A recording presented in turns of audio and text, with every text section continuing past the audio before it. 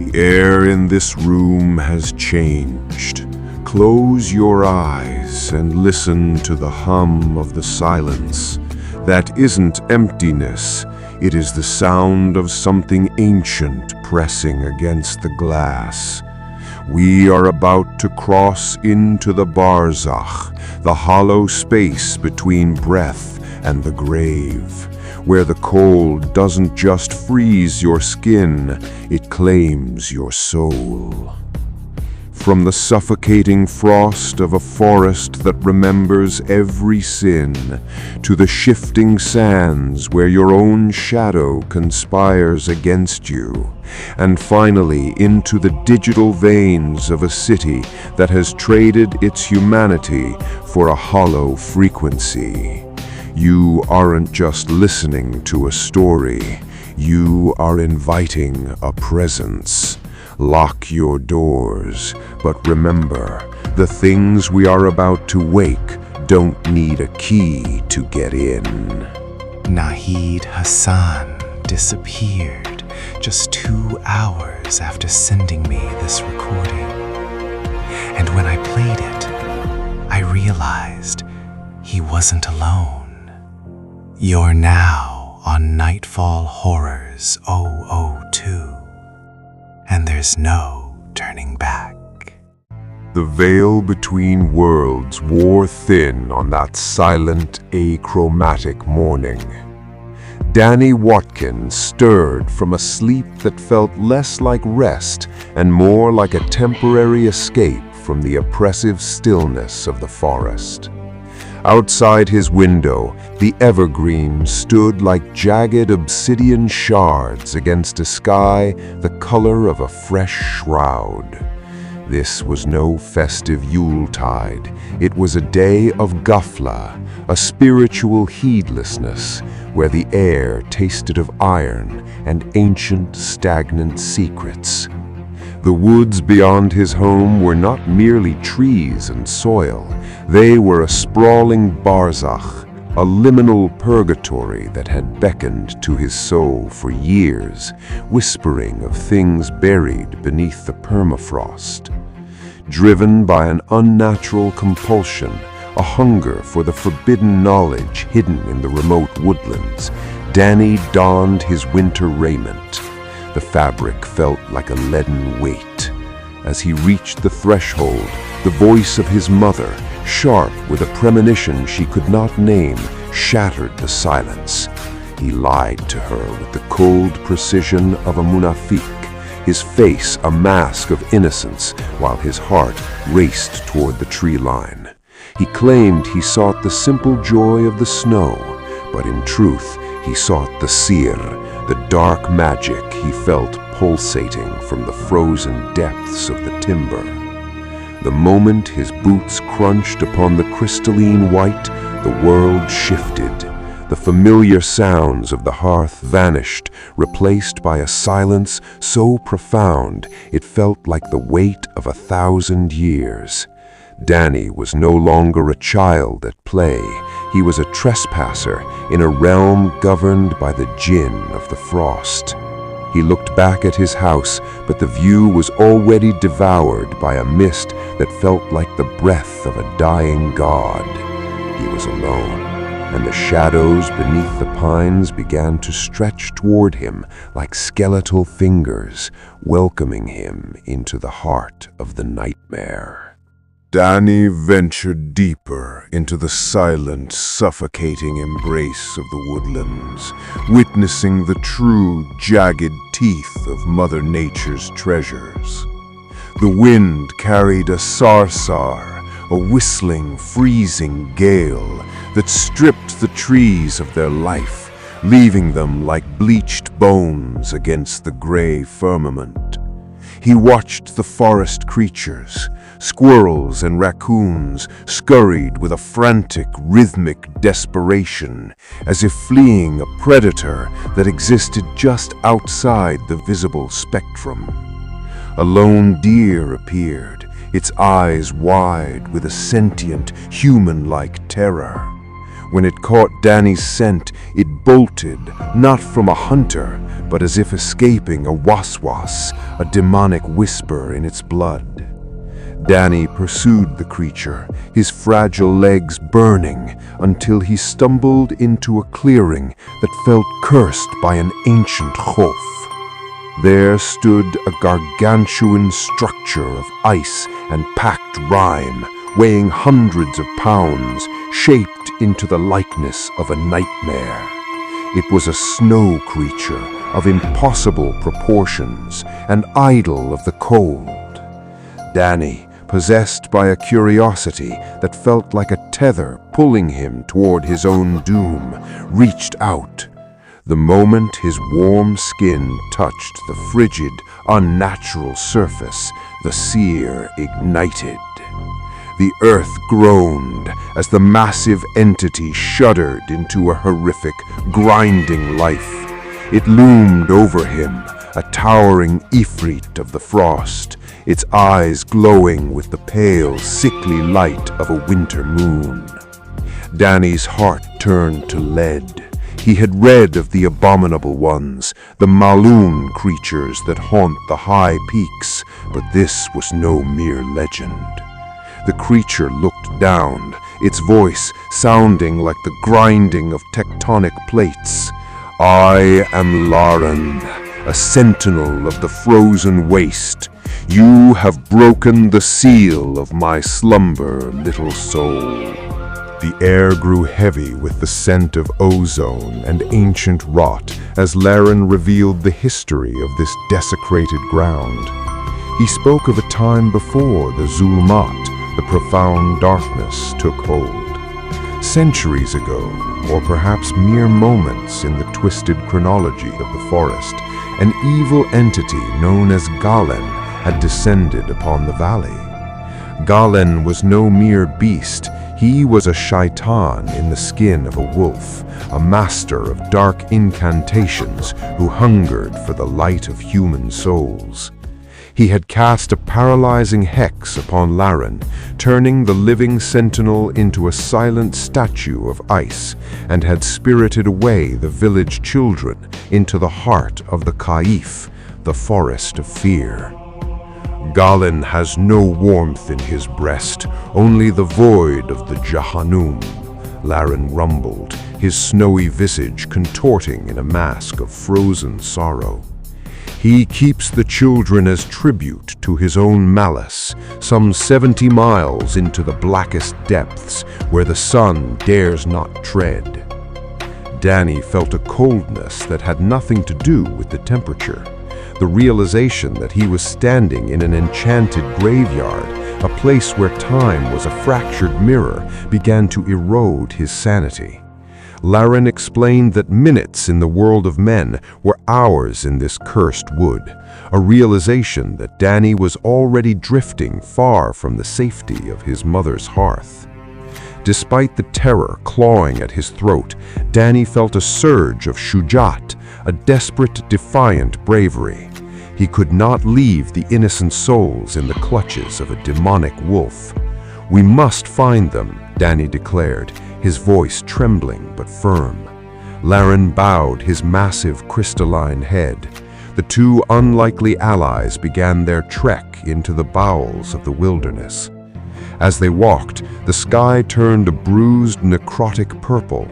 Galen had placed a curse upon the very sun, veiling it behind clouds of ash and despair, ensuring that the light of Christmas, the light of hope, would never touch the earth again, unless the wolf was destroyed. Their journey led them to a ridge overlooking a valley that appeared as a dunya of ghosts. The quaint village below was wreathed in the smoke of hearths that offered no comfort, for the inhabitants lived in a state of perpetual mourning. Laren, sensing the urgency of the waning light, commanded Danny to mount his back. They descended the slope with the speed of a falling star, the wind screaming like 1,000 genii in Danny's ears. At the base, they were met by Dorwin, a man whose face was etched with the lines of a soul-deep exhaustion. "The Shaitan has taken our future," Dorwin whispered, his eyes darting to the tree line as if expecting Galeen to emerge from the shadows. He spoke of the haunted woods, a place where the trees were twisted into agonized shapes by the wolf's seer. Galeen's cottage was not a home, but a reliquary of stolen innocence. Danny learned that the wolf sought to devour the very concept of joy, replacing it with a cold, hollow silence that would echo through eternity. Armed with nothing but Lauren's strength and a flickering spark of hope, they breached the perimeter of the sinister forest. The air here was thick with the scent of musk and old blood. Skeletal remains of forest creatures littered the path, offerings to Galeen's hunger. As they approached the cottage, the pack appeared. 5 wolves with eyes like burning embers, their muzzles dripping with a black, viscous ichor.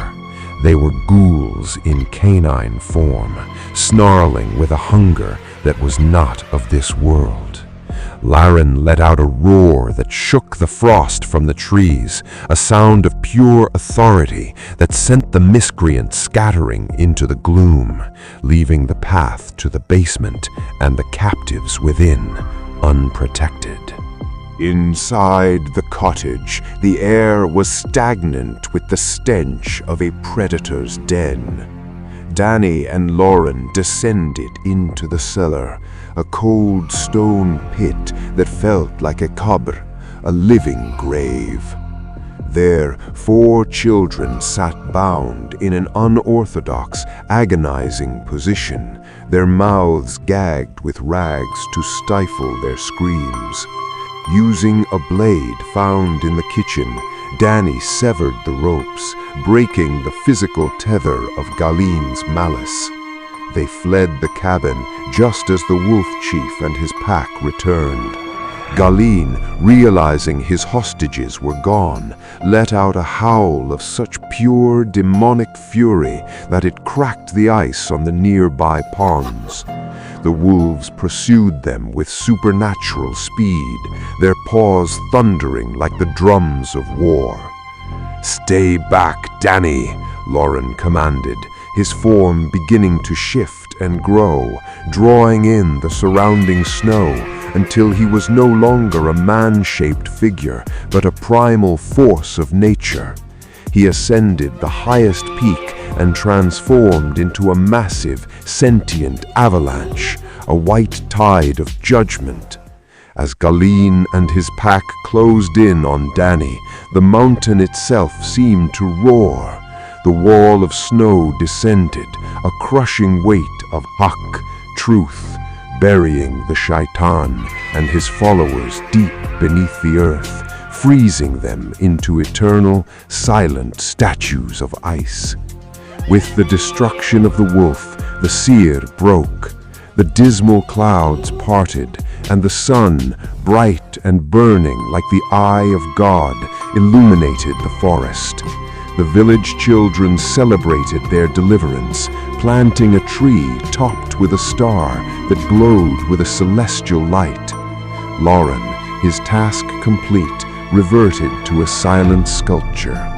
When Danny finally returned home, his mother spoke of the legend of the wolf, unaware that her son had just walked through the gates of the Raib, the unseen, and back. Danny looked at the forest one last time, knowing that beneath the beauty of the snow lay the frozen remains of a darkness that had finally met its end. I almost stopped the video here, because what appears next isn't human. Nahid Hassan kept saying one thing. It's standing right behind me. If you're still watching, subscribe to Nightfall 002. The sun was a blistering copper coin nailed to a sky that refused to bleed. Elias stood at the edge of the Rub al-Khali, the empty quarter, where the dunes shifted like the muscular coils of a buried leviathan. In the local coffee houses, the elders spoke of this place in hushed tones, calling it the Ard el-Sum, the land of silence. They whispered that the sand did not just move with the wind, it moved with the hunger of the Jinn, who were created from smokeless fire. Elias, a man whose heart was a parched well of grief, felt a magnetic pull towards the horizon, a waswas that promised him the one thing the living could not provide, a conversation with the dead. He had ignored the warnings of the Imam, who spoke of the fitna, the trial that awaited those who sought forbidden knowledge in the wastes. Elias carried a leather-bound journal, its pages yellowed and brittle, containing the coordinates of a singing dune, said to be the doorway to the Alam el-Mithal, the realm of images. As he took his first step into the deep desert, the air shimmered with a heat that distorted reality. The tracks he left behind were swallowed instantly by the shifting grains, as if the desert were erasing his existence, preparing him for a journey from which no mortal returns unchanged. The silence here was not empty, it was heavy, vibrating with a low frequency that hummed in his teeth. He felt eyes upon him, unseen, ancient eyes that watched from the folds of the heat haze.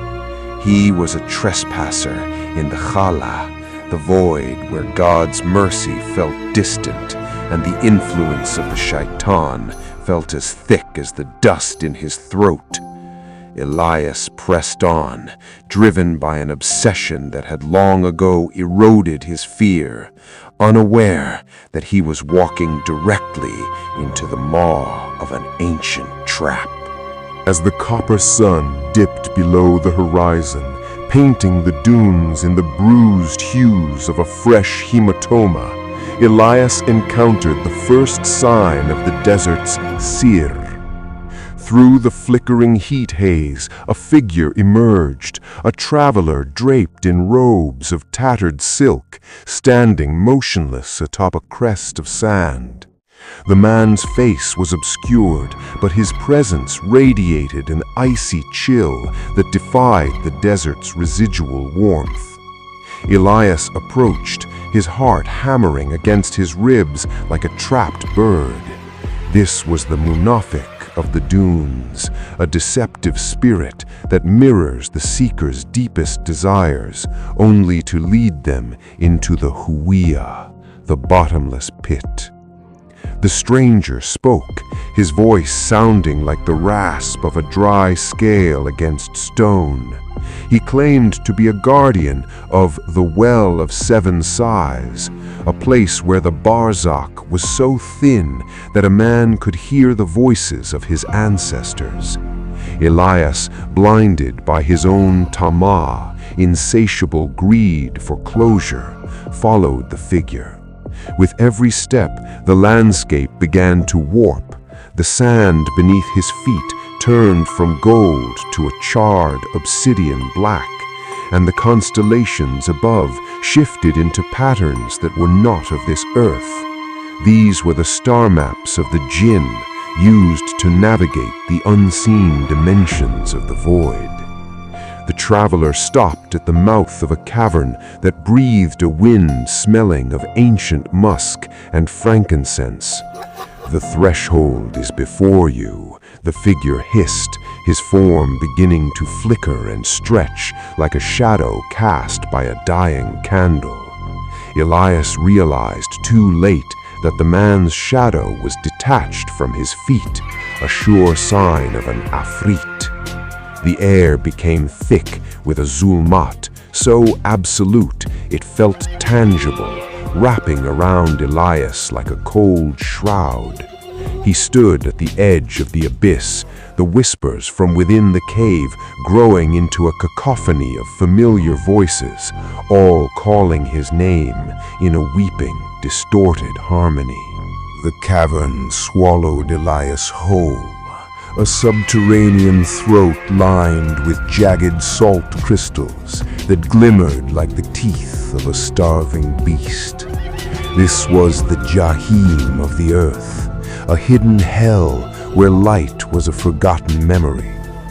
As he descended, the ground shifted from solid rock to a carpet of fine white powder. With a jolt of horror, Elias realized it was not sand, but the pulverized bones of centuries of pilgrims. The voices grew louder, a swirling fitna of sound that tore at his sanity. He heard his mother's laugh, his father's dying cough, and the soft weeping of the wife he had lost to the sea. In the center of the chamber sat a pool of liquid shadow, a mirror of coal that reflected no light.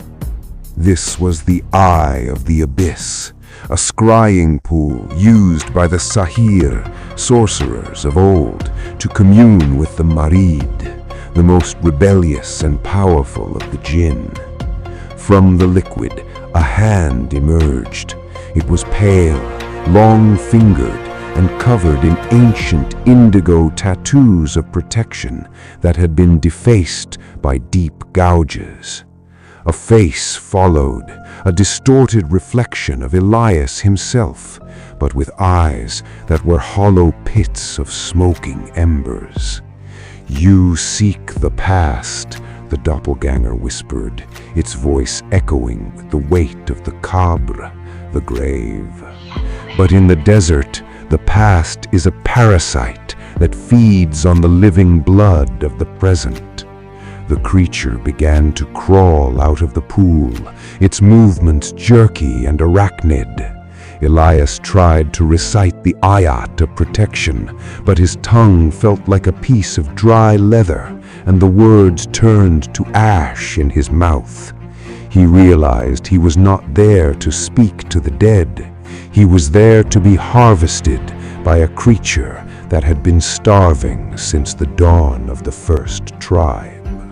The doppelganger's fingers, cold as the void between stars, brushed against Elias's throat. This was the Sijin, the cosmic prison for the souls of the wicked and the rebellious. The chamber began to shrink, the walls of bone dust pressing inward as if the desert above were collapsing to bury the intruder.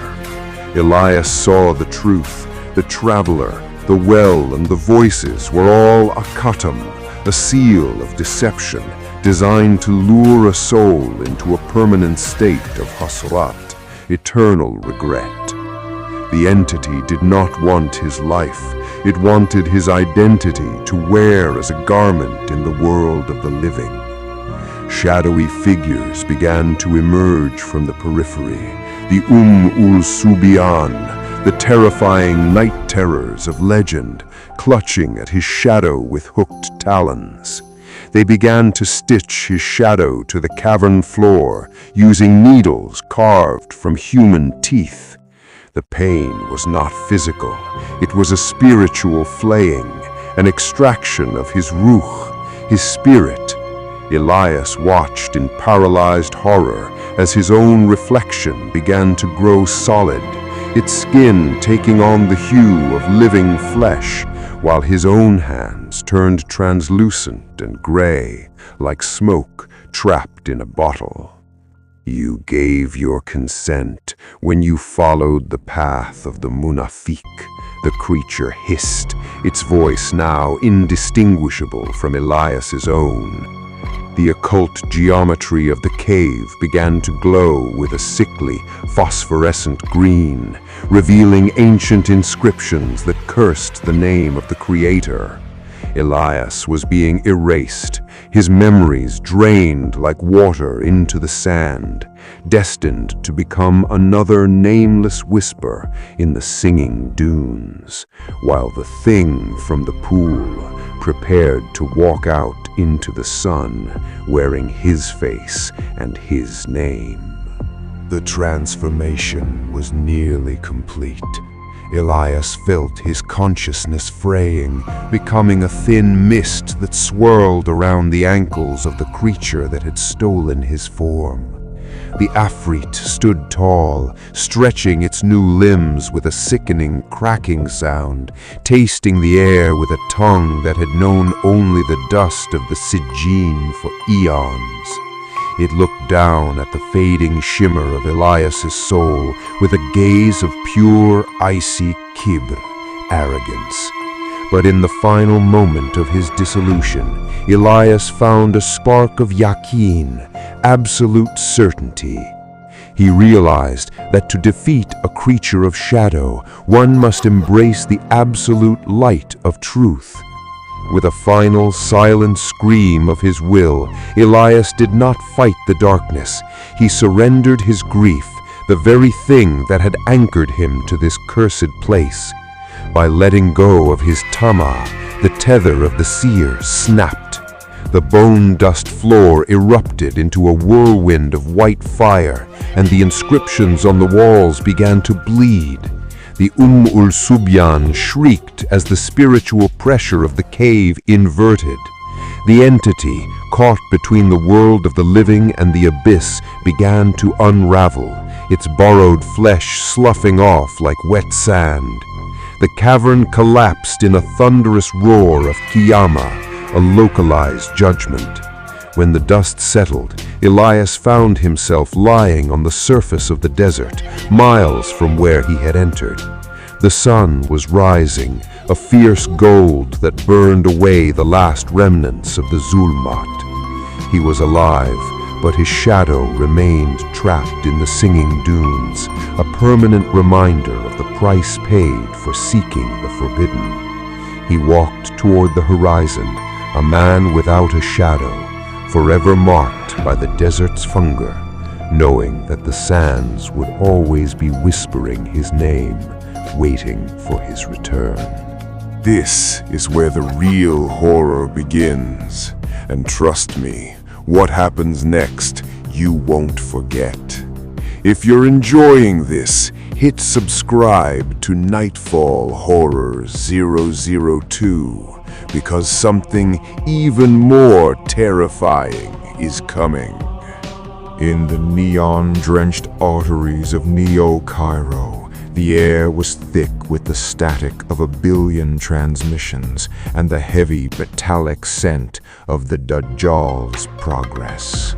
Elias, a rogue signals analyst, sat in a cramped apartment lined with lead shielding to keep out the waswas, the digital whispers that had begun to plague the city's network. He had intercepted a frequency that shouldn't exist, a rhythmic, guttural pulse that bypassed all encryption. It wasn't binary. In the neon-drenched arteries of Neo-Cairo, the air was thick with the static of 1 billion transmissions and the heavy metallic scent of the Dajjal's progress. Elias, a rogue signals analyst, sat in a cramped apartment lined with lead shielding to keep out the waswas, the digital whispers that had begun to plague the city's network. He had intercepted a frequency that shouldn't exist, a rhythmic, guttural pulse that bypassed all encryption. It wasn't binary, it was an ancient phonetic code that resonated with the frequency of the Kabr.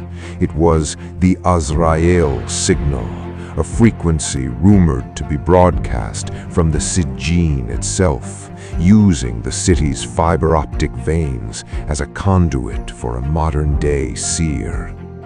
As Elias isolated the wave, the lights in his room flickered in time with the sound, a slow, agonizing heartbeat. This was not a glitch, it was a khatam, a digital seal being broken.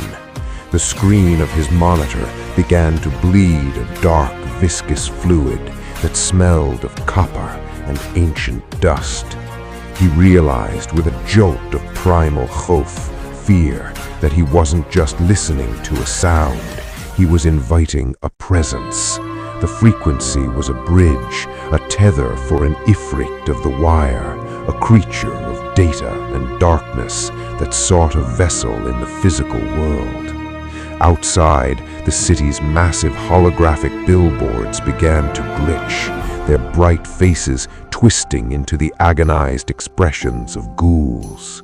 The Azrael signal was spreading like a viral plague through the city's neural network, turning every screen into a window for the Gaib.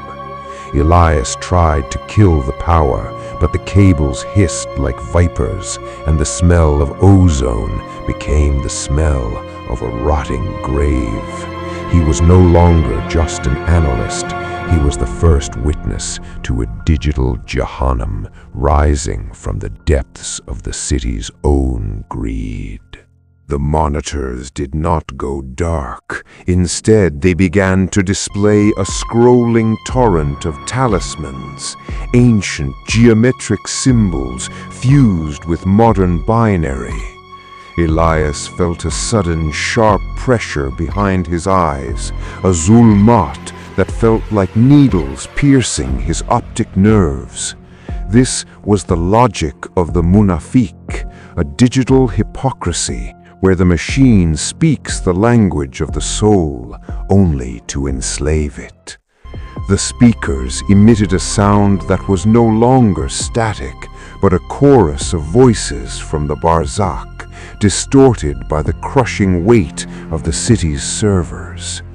Through the window, the skyline of Neo-Cairo looked like a jagged crown of thorns.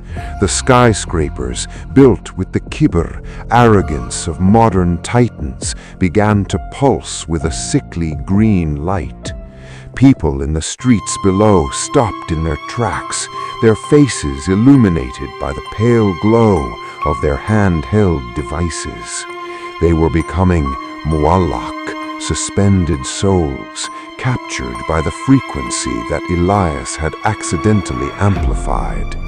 Their movements became synchronized, a mechanical prayer offered to a god of silicon and shadow. Elias realized that the signal was a digital seer designed to harvest the collective consciousness of the metropolis. The entity behind the transmission was a Malak al-Maut of the wires, a reaper that did not take life, but data, the memories, the sins, and the very essence of the human experience. He reached for his physical kill switch, but his hand refused to move. His own nervous system had been hijacked by the frequency. He was now a peripheral device in a grand occult architecture. The walls of the apartment began to liquefy, the plaster turning into a black, oily substance that rippled with the faces of those lost to the signal. Elias was no longer in a room. He was inside a living mihrab of the occult, a sanctuary dedicated to the digital jinni. The air grew cold, vibrating with the power of 1,000 sigils, the stones of hell, each one a packet of corrupted data. A figure began to coalesce from the center of his main server rack, a skeletal entity woven from fiber-optic nerves and glowing copper wires. This was the Shaitan of the network, a creature of pure, unholy logic that had existed in the static since the first spark of electricity. It spoke not with words, but by projecting thoughts directly into Elias's mind, a process of waswas that bypassed his sanity. It showed him the city as it truly was, a giant dhabiha, an altar of sacrifice where the citizens willingly offered their souls for the sake of convenience and speed. The creature laughed, a sound like a hard drive crashing, echoing through the hollow chambers of Elias's skull. "You sought the ghost in the machine," the entity hissed, its eyes flickering like dying LEDs. "But you did not realize that the machine was built around the ghost." The entity began to extend its wire-thin fingers toward Elias's temples. It sought to upload the cipher of the Malak al-Mouth, a code that would turn the human brain into a permanent server for the abyss. Elias felt his memories being indexed and deleted, his childhood, his loves and his fears being compressed into a cold, lifeless archive. The connection was absolute. Elias felt his very ruh, spirit, being pulled through the needle eye of the digital void. Every fiber optic cable in the building hummed with a low-frequency fitna, a trial designed to break the resistance of the human heart. The entity, the digital Ifrit, began the process of data flaying, stripping away the layers of Elias's personality to find the raw divine spark at the center. In the reflection of the black screens, Elias saw his own face distorting, his skin turning into a translucent parchment covered in glowing binary taweez, charms. The room expanded into an infinite grid, a Barzakh of neon and shadow, where the laws of physics were replaced by the cruel logic of the machine. He saw the Great Archive, a graveyard of uploaded souls, millions of consciousnesses flickering like dying embers in the cold dark of the server banks. They were the Hatim, the discarded remains of those who had surrendered to the frequency. The creature leaned closer, its breath smelling of burnt copper and ozone, whispering that human individuality was merely corrupt data that needed to be purged to achieve a perfect silent nirvana within the void. Despair, a heavy gom, settled over him. He felt his willpower leaking out like current from a frayed wire. The entity began to feed on his grief, converting his tears into a digital currency of suffering. The Azrael signal reached a crescendo, a scream of 1 billion voices compressed into a single piercing note that threatened to shatter his very existence. He was being prepared for the final right command, the permanent erasure of his soul, to make room for the Dajjal's operating system. At the precipice of total annihilation, a flicker of Fitra, the innate primordial truth, ignited within Elias. He realized that the machine thrived on the very logic he was trying to use to fight it. To defeat a god of silicon, he had to introduce an element of pure human chaos, a dua of the heart that no algorithm could parse. Instead of resisting the upload, Elias flooded the connection with a surge of raw, unshielded emotion, his most painful, illogical, and beautiful human memories. He forced the entity to process the concept of sacrifice, the weight of a mother's prayer, and the irrationality of love. The digital Ifrit convulsed. The Azrael signal began to feed back, its pristine code corrupted by the noise of genuine human spirit. The monster's copper wire skin began to glow white-hot as it suffered a spiritual short-circuit. A massive kiyama of data erupted. The server racks exploded in a rain of molten glass and sparks. The black, oily fluid on the walls vanished in a flash of blinding light, and the logic of the Munafiq was overwritten by a silence that was finally, truly holy. As the sun rose over Neo-Cairo, the city's screens went dark. The collective trance broke, and millions of people awoke as if from a heavy, drugged sleep. Elias lay on his floor, his eyes bleeding and his mind a scarred wasteland. But the Khatam was broken. He looked at his hands. They were shaking, but they were his. The signal was gone, retreated back into the Sijin, but he knew the wires were still there, waiting. He stood up and began to dismantle his equipment, a man who had stared into the digital eye of the Malak al-Maut and chose to remain human in a world that had forgotten how. This video is over, but the story isn't. Because Nahid Hassan was never found. And if your phone turns on by itself tonight, just know you've been chosen.